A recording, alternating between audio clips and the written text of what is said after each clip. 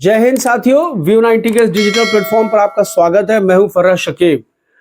तो आज लोकसभा के स्पीकर का भी चुनाव हो गया और राहुल गांधी विपक्ष के नेता भी चुन लिए गए। विपक्ष के नेता राहुल गांधी कल ही जब इंडिया ब्लॉक की बैठक हुई थी उसमें चुन लिए गए थे और उसकी औपचारिक सूचना भी लोकसभा सचिवालय को दे दी गई थी। और आज पूर्व नियोजित कार्यक्रम के तहत स्पीकर का चुनाव हुआ, बल्कि वोटिंग नहीं हुई और ध्वनि मत से ओम बिरला लोकसभा के स्पीकर चुन लिए गए। हालांकि इसमें कुछ नया नहीं है। जब चुनाव की नौबत आई थी और विपक्ष ने अपना उम्मीदवार खड़ा किया था, उसके बाद भी तमाम लोगों का ये मानना था कि ओम बिरला जी को स्पीकर बनने से शायद अगर चुनाव होता भी है तो कोई नहीं रोकेगा, क्योंकि उनके पास संख्या बल निश्चित रूप से इंडिया गठबंधन के अनुपात में ज़्यादा है। और उसके बाद वाईएसआर कांग्रेस के 4 सांसदों ने भी कल जो है एनडीए के स्पीकर पद के उम्मीदवार के समर्थन की घोषणा कर दी थी। लेकिन आज जब राहुल गांधी नेता प्रतिपक्ष बन गए हैं तो एक प्रसंग आपके साथ साझा करना बहुत जरूरी है, एक घटना आपके साथ साझा करना बहुत जरूरी हो जाती है कि 1-1.25 महीने पहले इस देश के जो अति आत्ममुग्ध प्रधानमंत्री हैं, जो अपने आप को नॉन बायोलॉजिकल कहते हैं, और ये बात वो खुद कहते हैं, कोई दूसरा किसी तीसरे ने उनसे नहीं कहा है, उन्होंने खुद कहा है कि वो नॉन बायोलॉजिकल है। उन्होंने एक गोदी चैनल को इंटरव्यू देते हुए, एक प्रायोजित स्क्रिप्टेड इंटरव्यू देते हुए जब राहुल गांधी की चर्चा हुई थी तो उन्होंने बहुत अहंकारी हाव भाव भंगिमा के साथ पूछा था, कौन राहुल। और उसके बाद जो पत्रकार हैं, पत्रकारों के भेष में जो पत्रकार वहां बैठे हुए थे, चरण चाटक पत्रकार उस चैनल के, वो कह लगाकर हंस रहे थे। हो सकता है कि गोदी मीडिया के उन पत्रकारों को अपने आका, अपने मालिक की वो बात बहुत पसंद आई हो, लेकिन इस देश की जनता को शायद वो बात पसंद नहीं आई थी। और इस देश की जनता ने जनमत के ताकत से, अपने मताधिकार के प्रयोग से, अपने मत की ताकत से राहुल गांधी को ये नैतिक साहस दिया, ये नैतिक बल दिया कि आज राहुल गांधी नेता प्रतिपक्ष के तौर पर चुने गए हैं। और जब स्पीकर के चुनाव के बाद परंपरा के अनुसार प्रधानमंत्री के साथ प्रतिपक्ष का नेता होने के नाते राहुल गांधी स्पीकर को उनके आसन तक छोड़ने जा रहे थे, और जब स्पीकर को उन्होंने उनके आसन तक पहुंचा दिया, जब स्पीकर ने अपना स्थान ग्रहण कर लिया, उसके बाद राहुल गांधी उनसे हाथ मिलाते हैं और वापस पलटकर प्रधानमंत्री से जब वो शेक हैंड करते हैं, जब वो मुसाफा करते हैं, तो शायद राहुल गांधी की जो बॉडी लैंग्वेज थी वो बिना कहे मोदी जी को ये कह रही थी, hello mister Modi, I am Rahul, मैं राहुल हूं। और ये बात मोदी जी भले ही नहीं समझ पाए हो, लेकिन इस देश की आम जनता से अगर आप पूछेंगे तो शायद वो जरूर समझ गई है। 10 सालों के बाद इस देश को प्रतिपक्ष का नेता मिला है। 10 सालों के बाद एक मजबूत विपक्ष देखने को आ रहा है संसद के अंदर। जब कल लोकसभा के स्पीकर के लिए विपक्ष ने अपने उम्मीदवार की घोषणा की, और जब कल शिक्षा मंत्री शपथ लेने के लिए जा रहे थे, तो जिस तरह नीट और पेपर लीक के नारे लग रहे थे, उससे समझ में आ रहा था कि विपक्ष इस बार बहुत आक्रामक मुद्रा में है। लेकिन उसके साथ साथ कुछ और भी घटनाएं हुई जो पार्लियामेंट की ओथ सेरेमनी से रिलेवेंट नहीं है, वो बिल्कुल अनौपचारिक हैं या बिल्कुल उस पूरे घटना से मेल नहीं खाती हैं, आप ये कह सकते हैं। लेकिन जब एक भीड़ ऐसे ही लोगों को अपनी पंचायत में भेजने लगेगी तो फिर हमको वही सब नज़ारे देखने को मिलेंगे कि कोई जय श्री राम के नारे लगा रहा होगा, कोई जय हिंदू राष्ट्र के नारे लगा रहा होगा, और इस तरह के तमाम जो असंसदीय परंपराएं हैं वो आपको जीवंत होती हुई दिखेंगी पार्लियामेंट के अंदर में। बहरहाल 10 सालों के बाद इस देश को विपक्ष का नेता भी मिला है और राहुल गांधी के रूप में मिला है। अब राहुल गांधी औपचारिक रूप से उस तमाम समितियों के सदस्य हैं जो समितियां चीफ इलेक्शन कमिश्नर का, इलेक्शन कमिश्नर का चुनाव करती हैं, सीबीआई के डायरेक्टर का चुनाव करती हैं, सेंट्रल विजिलेंस के जो डायरेक्टर हैं, कमिश्नर होंगे, उनका चुनाव करेगी, ह्यूमन राइट्स की जो कमीशन है, राष्ट्रीय मानवाधिकार आयोग का चेयरमैन होगा, उसका चुनाव करेगी। तो ये तमाम चीज़ें जो अब होंगी वो राहुल गांधी की सहमति के साथ होंगी, जो अब तक पिछले 10 सालों में नहीं हो रही थी। अगर हम संसदीय राजनीति में वरिष्ठता की बात करेंगे तो निश्चित रूप से इसमें कोई संदेह नहीं है कि नरेंद्र मोदी के मुकाबले में राहुल गांधी संसद के वरिष्ठ सदस्य हैं। नरेंद्र मोदी 2014 में पहली बार पार्लियामेंट आए हैं और राहुल गांधी उनसे 10 साल पहले यानी 2004 में पहली बार पार्लियामेंट आ चुके थे। तो राहुल गांधी को संसद का अनुभव भी है और मैं कहूंगा कि प्रधानमंत्री से ज्यादा है। ये अलग बात है कि प्रधानमंत्री को एक निरंकुश सत्ता चलाने का अनुभव है, बतौर मुख्यमंत्री भी और बतौर प्रधानमंत्री भी। उनके सामने कभी कोई विपक्ष का नेता नहीं रहा। वो सहमति बनाना नहीं जानते हैं, वो समर्थन जुटाना नहीं जानते हैं, वो थोपना जानते हैं। एक अधिनायकवादी प्रवृत्ति के व्यक्ति हैं।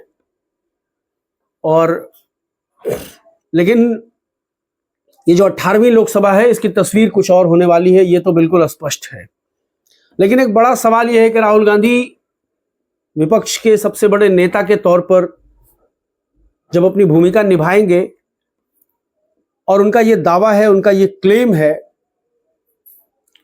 कि वो जनता की आवाज बनेंगे, तो क्या जनता की उस आवाज में इस देश के 20 करोड़ मुसलमानों की आवाज शामिल है? क्या इस देश के 20 से 25 करोड़ मुसलमानों के साथ जो सरकारी अन्याय हो रहा है वो आवाजें भी उस जनता की आवाज में शामिल हैं? क्या राहुल गांधी मॉब लिंचिंग पर बोलेंगे? क्या राहुल गांधी बुलडोजर न्याय पर बोलेंगे? क्या राहुल गांधी धार्मिक स्वतंत्रता का जो हनन करने का प्रयास किया जा रहा है उस पर बोलेंगे? और क्या राहुल गांधी ये जो आइडेंटिटी पॉलिटिक्स हो रही है, ये जो चिन्हित करके लोगों को निशाना बनाया जा रहा है, टारगेट किलिंग हो रही है मुसलमानों की, उस पर भी बोलेंगे? या बैलेंस बनाकर मुसलमानों के सवाल पर वो बोलने से बचते हुए दिखाई देंगे? हालांकि पिछले 3 दिनों में उन्होंने पहले दिन जो है सरकार की 15 नाकामियां उन्होंने गिनाई हैं, लेकिन उसमें से एक भी मुसलमानों के साथ जुड़ी हुई नहीं है। जबकि दर्जनों ऐसे मामले हो चुके हैं जो इस देश में चुनाव परिणाम आने के बाद घटित हुई हैं, चाहे वो हिमाचल प्रदेश में जावेद की दुकान लूटने का मामला हो, या फिर छत्तीसगढ़ के रायपुर में उत्तर प्रदेश के 3 युवाओं की मॉब लिंचिंग का मामला हो, या फिर मध्य प्रदेश में 11 परिवारों के घर उजाड़ दिए जाने का मामला हो। ऐसी बहुत सारी घटनाएं हुई हैं, लेकिन राहुल गांधी ने एक शब्द भी इन सब घटनाओं पर नहीं कहा है। या शायद वो उससे बचना चाहते हैं अपने हिंदू वोट बैंक को साधे रखने के लिए, ताकि उन पर तुष्टीकरण का और मुस्लिम अपीजमेंट का इल्जाम ना लगे। तो अगर राहुल गांधी ऐसा करते हैं तो निश्चित रूप से वो बतौर विपक्ष के नेता अपनी भूमिका के निर्वहन में ईमानदार नहीं माने जाएंगे। और अगर वो समावेशी राजनीति को प्रोत्साहित करना चाहते हैं, हक की आवाज उठाना चाहते हैं, इंसाफ के सवाल पर बात करना चाहते हैं, न्याय के सवाल पर बात करना चाहते हैं, मानवाधिकार के सवाल पर बात करना चाहते हैं, तो इन तमाम मुद्दों पर उनको मुखर होकर पार्लियामेंट में बोलना होगा, क्योंकि उनके साथ 234-235 सदस्यों का एक मजबूत विपक्ष है। और जनता ने विपक्ष को इसीलिए चुना है कि वो सरकार की अधिनायकवादी प्रवृत्ति पर, निरंकुश प्रवृत्ति पर और ये जो अत्याचारी प्रवृत्ति है, दमनकारी प्रवृत्ति है, उस पर मुखर होकर सरकार का विरोध करेगी, उसकी आलोचना करेगी, उसकी निंदा करेगी। और इंसाफ और न्याय के जो तकाजे हैं, संवैधानिक रूप से जो उसकी मोरल वैल्यूज है, उनके साथ विपक्ष खड़ा रहेगा। ये बड़ा सवाल है। राहुल गांधी के ऊपर एक बहुत बड़ी जिम्मेदारी दी है विपक्ष ने।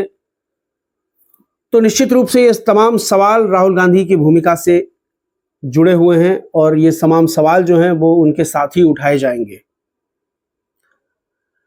तो देखते हैं कि राहुल गांधी विपक्ष के नेता के तौर पर किस तरह अपने आप को साबित करते हैं। और सत्ता पक्ष को भी इस बात का गुमान या गुरूर नहीं होना चाहिए कि अब वो कोई अधिनायकवादी सत्ता चला लेंगे। वो एनडीए गठबंधन के साथ चाहे जैसा रवैया रखें, लेकिन पार्लियामेंट में शायद अब वो सब नहीं होगा जो विगत पार्लियामेंट में, विगत लोकसभा की जो 17वीं लोकसभा रही है उसमें हुआ है कि एक साथ 150 सांसदों को निलंबित कर दिया गया है, मनी बिल बना करके किसी विधेयक को पारित करा लिया गया है। और ये जो तमाम दमनकारी जो प्रवृत्ति रही है लोकसभा की और लोकसभा के स्पीकर के तौर पर ओम बिरला की और माननीय प्रधानमंत्री जी की, उस पर थोड़ा नकेल कसी जाएगी। लेकिन बतौर विपक्ष के नेता राहुल गांधी को पूरी तरह ईमानदारी से अपनी भूमिका का निर्वहन करना होगा। बतौर भारतीय नागरिक हम राहुल गांधी से यही अपेक्षा करते हैं, यही उम्मीद करते हैं। और विपक्ष को एक मजबूत नेता मिला है, इसमें भी कहीं कोई संदेह नहीं है।